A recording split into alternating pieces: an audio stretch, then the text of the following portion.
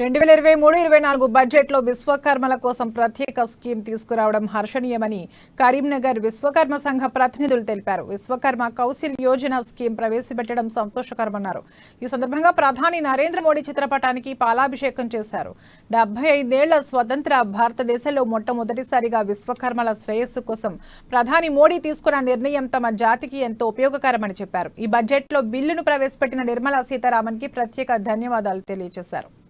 వారికంటే ఎవరో తెలంగాణ రాష్ట్రంలో ఉన్నటువంటి ఒక నాయకుడు చెప్పినట, కేటీఆర్ గారు ఇంటికి పోతే వారు సతీమణి గారు అన్నం పెడతలేదు, టీఆర్ఎస్ నుంచి బీఆర్ఎస్ కి మారినాక నీకు ఏమైందని చెప్పి ఇంటికి పోతే గిన్నెలు విసిరేస్తుందని చెప్పి నిన్న రాణి రుద్రమ గారు మాట్లాడారు. నేను రుద్రమ గారిని అడుగుతున్నాను, మీరు ఒక రిపోర్టర్ స్థాయి నుంచి రాజకీయాలకు వచ్చిండ్రు.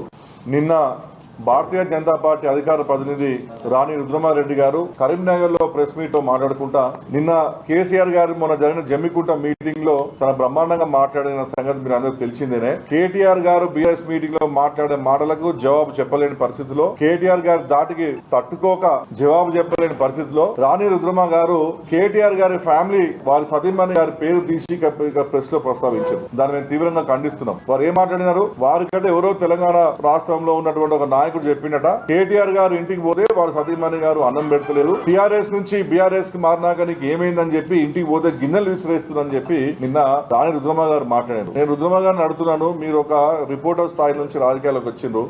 నిన్న భారతీయ జనతా పార్టీ అధికార ప్రతినిధి రాణి రుద్రమారెడ్డి గారు కరీంనగర్ లో ప్రెస్ మీట్ లో మాట్లాడుకుంటా నిన్న కేసీఆర్ గారు మొన్న జరిగిన జమ్మికుంట మీటింగ్ లో చాలా బ్రహ్మాండంగా మాట్లాడిన సంగతి మీరు అందరూ తెలిసిందేనే. కేటీఆర్ గారు బీఆర్ఎస్ మీటింగ్ లో మాట్లాడే మాటలకు